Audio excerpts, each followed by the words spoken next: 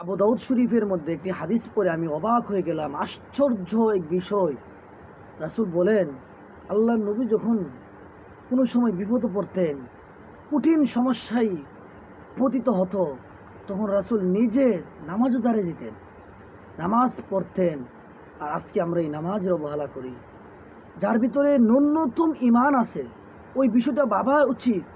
স্বয়ং আল্লাহর নবী, যেই নবীর কোনো গুনাহ নাই, যেই নবী সরাসরি জান্নাত, শুধু জান্নাত না উম্মতের জন্য সুপারিশ করবে, আর ওই নবী যখন কোনো মুসিবত পড়তেন, সমস্যায় পড়তেন, উনি নামাজে দ্বারা যেতেন। আল্লাহ, আমি অবাক। হঠাৎ আমার অন্তরটা কাঁপিয়া উঠলো। বিষয়টা কি একটু চিন্তা করলাম। তাহলে আজকে আমরা নামাজ পড়ি না। কত মানুষ আছে আজকে ফজর পড়ি নাই। সর্বোচ্চ একটা গ্রামে 20 থেকে 25 জন 30 জন নামাজ পড়ছে, অথচ একটা গ্রামে নারী পুরুষ মিলিয়ে কতজন লোক বসবাস করে। নামাজ থেকে এত অবহেলা। আমার আপনার জীবনে শান্তি কিভাবে আসবে? অভাব কিভাবে দূর হবে?